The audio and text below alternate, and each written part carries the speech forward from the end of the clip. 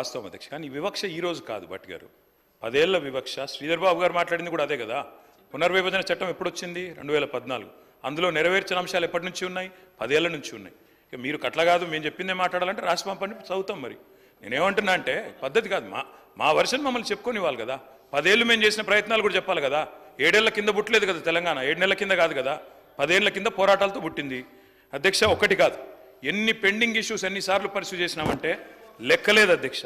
చివరికి OBC census కావాలి అని స్టేట్ అసెంబ్లీలో తీర్మానం చేసి పంపాం. అది మాత్రమే కాదు అధ్యక్ష, ఎన్నో రకాల విషయాల్లో ఆఖరికి వ్యవసాయ చట్టాలు కేంద్ర ప్రభుత్వం రైతులకు వ్యతిరేకంగా తెస్తే ఇది మా పార్లమెంట్ సభ్యులు మొత్తంగా పార్లమెంట్లో ప్రొటెస్ట్ చేసింది అధ్యక్ష. అధ్యక్ష కేటీఆర్ గారు ఏమంటే నేను తప్పు మాట్లాడుతున్నాను సరే, ఇబ్బంది ఉందా? బీజేపీకి వ్యతిరేకంగా మాట్లాడితే మీకెందుకు సార్ ఇబ్బంది, వాళ్ళకెందుకు ఇబ్బంది నాకు అర్థం కాదు. మరి ఇంకేమున్నది ఇబ్బంది నాకు అర్థం. సబ్జెక్టే మాట్లాడుతున్నా కదా, పంపించండి సార్. లేకపోతే ఏం రాయాలి, ఏం మాట్లాడాలో పంపించండి, మాట్లాడతాం. ఇదేం పద్ధతి సార్? ఏం మాట్లాడాలో కూడా మీరే చెప్తారా? ఏం మాట్లాడాలో మీరే చెప్తారా సార్? టూ మచ్ ఇది sir. I'm a senior member, నేను 5 సార్లు గెలిచి వచ్చినోడిని, నాకు ఏం మాట్లాడాలో తెలుసు, హౌస్లో ఎలా ఉండాలో తెలుసు. ఈ రకంగా డిక్టేట్ చేయడం కరెక్ట్ కాదు ట్రెజరీ బెంచెస్ మాకు.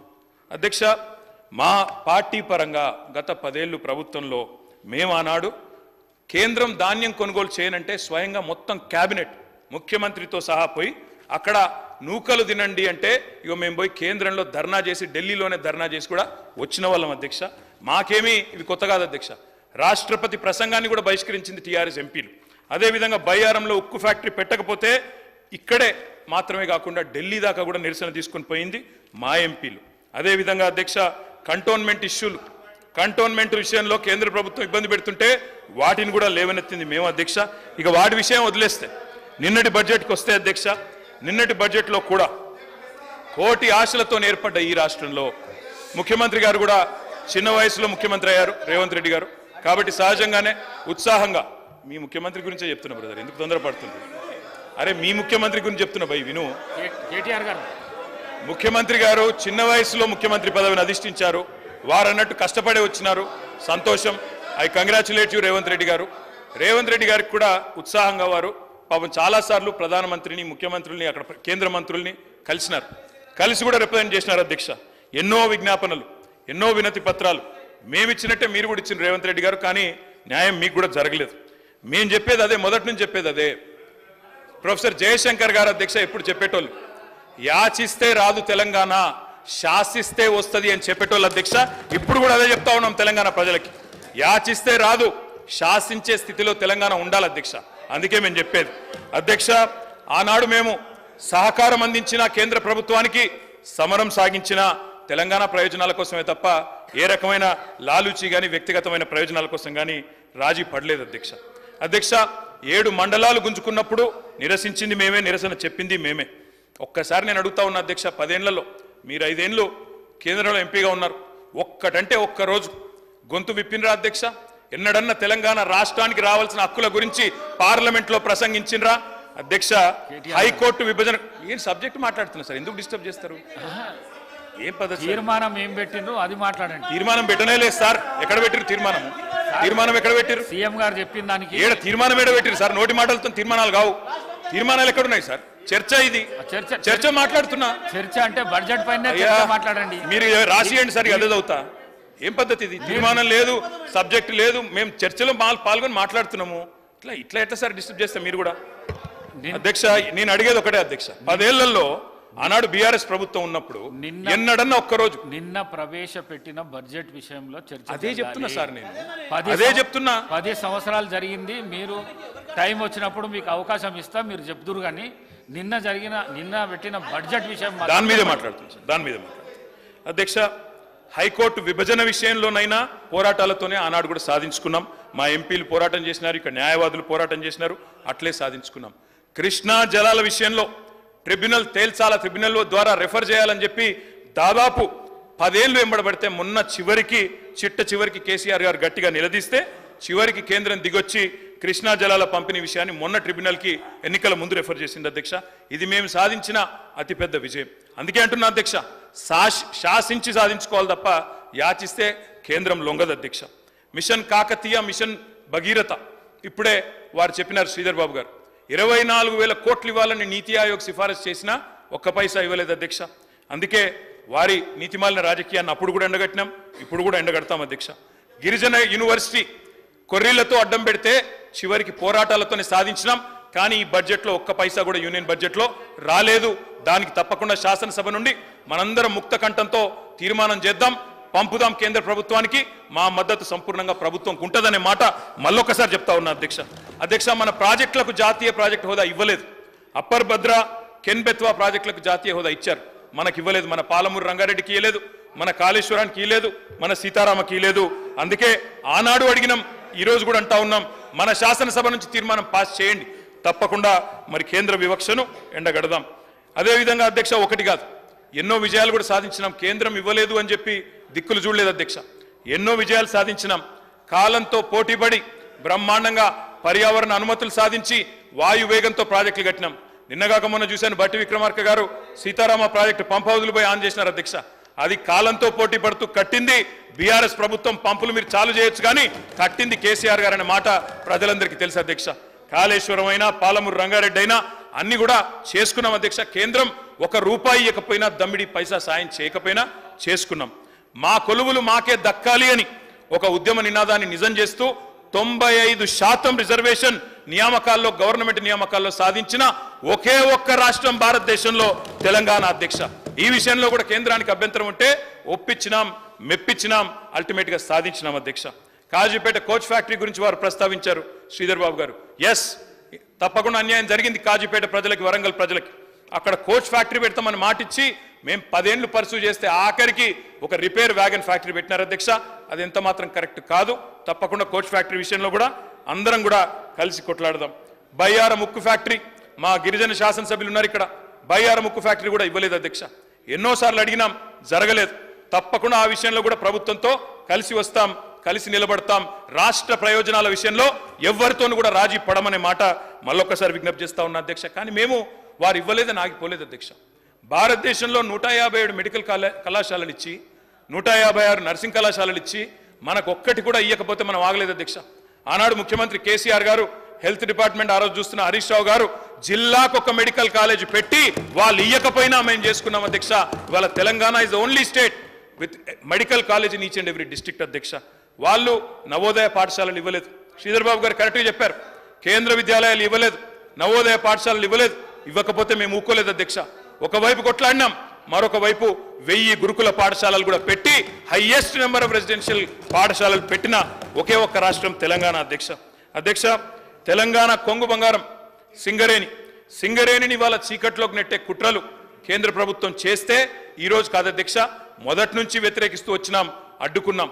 ఒక సింగరేణి కాదు, పబ్లిక్ సెక్టర్ అండర్టేకింగ్స్ అన్నిటి విషయంలో ఒకటే నిర్ణయం తీసుకున్నాం, తప్పకుండా ప్రభుత్వ రంగ సంస్థలను కాపాడాలనే కృతనిశ్చయంతో పనిచేశాం, చేస్తూనే ఉంటాం. కానీ మొన్న చాలా విచిత్రంగా అనిపించింది అధ్యక్ష. కిషన్ రెడ్డి గారు పిలుస్తారు, మా డిప్యూటీ సీఎం గారు పోతారు, ఇద్దరు సింగరేణి గన్లను వేలం వేస్తుంటే చిరునవ్వులు చిందిస్తూ ఒకటే వేదిక పంచుకుంటుంటే మేమైతే ఆశ్చర్యపోయినాం అధ్యక్ష. వడ్లు కొనకుండా దాగుడు మూతలాడితే ఊరుకోలేదు అధ్యక్ష. రైతాంగం తరపున కేంద్రంలోని హస్తినాపురానికి పోయి ముఖ్యమంత్రి, మంత్రులు, ఎమ్మెల్యేలు, ఎంపీలు అందరం పోయి ఢిల్లీలో ధర్నా చేసి అక్కడ గర్జించినాం అధ్యక్ష. మోటార్లకు మీటర్లు పెట్టాలని మెడ మీద కత్తి పెట్టినా వినలేదు అధ్యక్ష. రైతుల కోసం మరి 30,000 కోట్ల ఆర్థిక వనరులు మన రాష్ట్రానికి రావాల్సినవి మెడ మీద కత్తి పెట్టినందుకు దాన్ని వదులుకోలేదు. మేము ఈరోజు కూడా మళ్ళీ ఈ ప్రభుత్వాన్ని కూడా చెప్తా ఉన్నాం, దయచేసి మీరు రాజీ పడవాకండి. ఎందుకంటే వింటున్నాం కొన్ని విచిత్రంగా అనిపిస్తున్నది. విద్యుత్ సంస్కరణలు పెట్టి డిస్కాంలను ప్రైవేటీకరణ చేయాలని బీజేపీ చెప్తుంటే ఇవాళ ఇక్కడ రేవంత్ రెడ్డి గారు మొన్న ఒక ప్రకటన ఇచ్చారు అధ్యక్ష, హైదరాబాద్ పవర్ సర్కిల్ను అదానీ గారికి అప్పచెప్తామని. మరి ఈ విషయంలో దయచేసి నేను రాష్ట్ర ప్రభుత్వానికి విజ్ఞప్తి చేస్తా ఉన్నా, ప్రైవేటీకరణ పేరిట డిస్కాంలను ప్రైవేటీకరించే ప్రయత్నం చేయకండి, వాళ్ళ ఒత్తిడికి లొంగకండి. వాళ్ళు మోటార్లకు మీటర్లు పెట్టాలంటే దానికి లొంగవద్దని చెప్పి కూడా నేను ప్రభుత్వానికి విజ్ఞప్తి చేస్తా ఉన్నా అధ్యక్ష. సార్, గౌరవ సభ్యులు సభతో పాటు రాష్ట్రాన్ని కూడా తప్పుదోవ పట్టిస్తూ ఉన్నారు. ఇది మంచి సాంప్రదాయం కాదు అధ్యక్ష. ముఖ్యమంత్రి గారు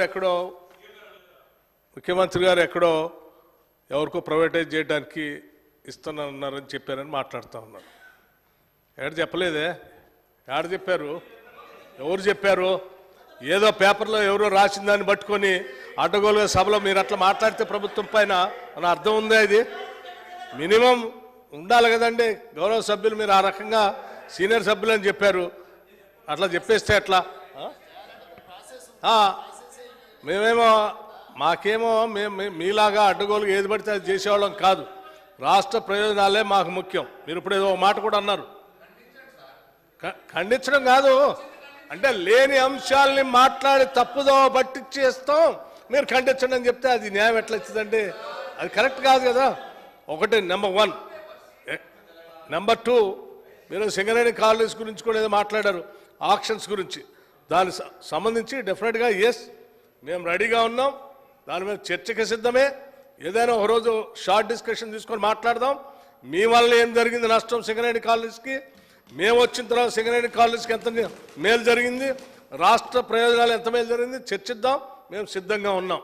కానీ ఇప్పుడున్నటువంటి అంశం కేవలం కేంద్ర ప్రభుత్వం ప్రవేశపెట్టినటువంటి బడ్జెట్లో రాష్ట్రానికి జరిగినటువంటి నష్టం పైన సభలో చర్చ జరిగి తద్వారా ఒక తీర్మానం చేసి రాష్ట్ర ప్రయోజనాల కోసం మనందరం ఏం చేద్దామని అత్యంత ప్రజాస్వామ్యయుతంగా ఈ రాష్ట్ర ప్రభుత్వం చర్చకి తెరదీసింది. దాన్ని వదిలేసి పాతయన్ని ఏదేదో మాట్లాడతారు. 10 ఏళ్ళు ఈ రాష్ట్రాన్ని మేము ఇట్లా సర్వనాశనం చేశాం, ఇంకా చేస్తామని చెప్పుకుంటా పోతే ఏముంటుందండి? మీరు బాగా చేస్తే ఈ సమస్యలన్నీ ఎందుకుంటాయి అసలు? దయచేసి ఇప్పుడు 2-3 సార్లు చెప్పాం, మళ్ళీ చెప్తే మాకు కూడా మంచిగా ఉండదు. దయచేసి మీరు సబ్జెక్టులో రండి, ఏం చేద్దామో చెప్పండి.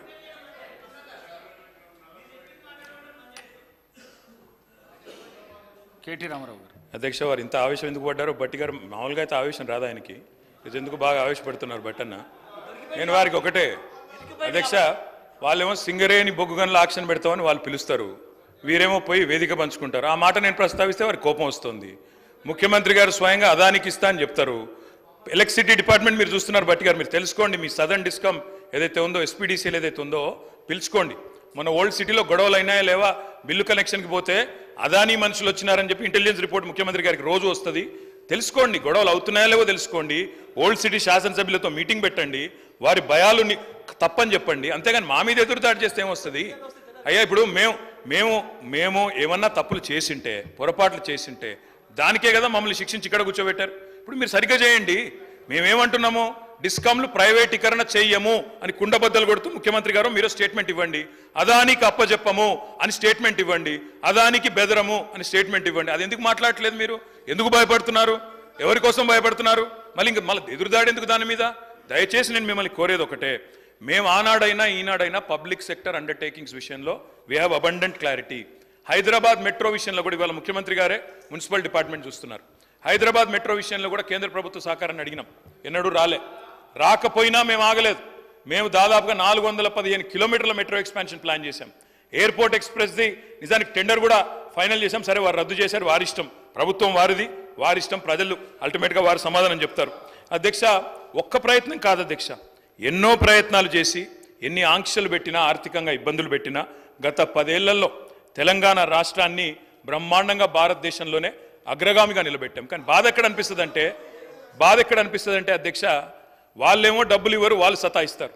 మీరేమో ఇవాళ రాష్ట్రంలో పదవుల్లో కూర్చొని ముఖ్యమంత్రిగా మంత్రిగా ఉండి రాష్ట్రం మీద నిందలేసే విధంగా మాట్లాడితే అప్పు ఎక్కడ పుడుతుంది, కొత్త పెట్టుబడులు ఎక్కడి నుంచి వస్తాయి అధ్యక్ష? బ్రహ్మాండంగా ఉన్న రాష్ట్రాన్ని దివాలా తీసింది, ఇన్ని వేల కోట్ల అప్పు, ఇంత కడుతున్నా అంత కడుతున్నా అని స్వయంగా ప్రభుత్వ పెద్దలే మాట్లాడితే రేపు ఎవరైనా వస్తారా అధ్యక్ష మన దగ్గరికి? దయచేసి నేను మిమ్మల్ని కోరేది ఒకటే అధ్యక్ష, గౌరవ సభ్యులకి కేంద్ర ప్రభుత్వం భారతీయ జనతా పార్టీ నాయకత్వంలో కేంద్ర ప్రభుత్వం నిన్న ప్రవేశపెట్టినటువంటి బడ్జెట్లో ఈ రాష్ట్రానికి చేసినటువంటి అన్యాయం గురించి మాట్లాడటానికి సిద్ధంగా లేరు. వారు దాని గురించి మాట్లాడితే కేంద్ర ప్రభుత్వానికి ఎక్కడ కోపం వస్తుందో, లేకపోతే భారతీయ జనతా పార్టీకి ఎక్కడ కోపం వస్తుందో అని అసలు అంశాన్ని పక్కన పెట్టి ఆవు కథలాగా మళ్ళీ మొదటికి వచ్చి ఈ చర్చ వదిలిపెట్టి మిగతా అన్ని మాట్లాడుతూ ఉన్నారు. ఎన్నిసార్లు అధ్యక్ష నేను విజ్ఞప్తి చేసింది? 3 సార్లు విజ్ఞప్తి చేశాను, అయ్యా చర్చకి రండి, ఈ సబ్జెక్టు మీద మాట్లాడి. నేను ఇదంతా వదిలేసి మళ్ళీ గతంలో చిన్నప్పుడు వినేవాళ్ళు ఆవు కథల, ఏదొచ్చినా మళ్ళీ ఆవుకి 4 కాళ్ళు ఉండు, తోక ఉండు అన్నట్టు మళ్ళీ ఆ 10 ఏళ్ళదే చెప్తున్నారు తప్ప దీని మీద మాత్రం మాట్లాడటానికి ఇష్టపడట్లేదు. దయచేసి సార్, నేను మీ ద్వారా మరొక్కసారి వారిని విజ్ఞప్తి చేస్తాను, దయచేసి ఈ సబ్జెక్టు మీద మీకు నిజంగా రాష్ట్ర ప్రయోజనాలపైన ఏమాత్రం ప్రేమ ఉన్నా, రాజకీయ ప్రయోజనాలు కాదు మాకు, రాష్ట్ర ప్రయోజనాలే మాకు ముఖ్యమైనవి, భారతీయ జనతా పార్టీతో మేము అంటగాగట్లేదు, మాకు వాళ్ళకి ఎటువంటి అండర్స్టాండింగ్ లేదు, చీకటి ఒప్పందం లేదు, రాష్ట్ర ప్రయోజనాలే మాకు ముఖ్యం, బడ్జెట్లో వాళ్ళు చేసినటువంటిది అన్యాయాన్ని ఎండగడతాం, సభ ఏ తీర్మానం చేసినా మేము సిద్ధంగా ఉంటామని చెప్తా అంటేనేమో చెప్పండి. లేదు లేదు వాళ్ళు చేసింది కరెక్టే, వాళ్ళతో పాటు మా పార్టీని కూడా అందులో విలీనం చేస్తాం, మేము అంత కరెక్ట్ చేసామని మీరు ముందు పోదామని చెప్పి దాని మీద మాట్లాడకుండా పాత కథని ఆవు కథని చెప్తా అంటే గౌరవ సభాపతి గారిని కోరుతాను, ఇంకో సభ్యులైనా మాట్లాడించండి, కనీసం రాష్ట్రానికి న్యాయం జరుగుతుంది అధ్యక్ష.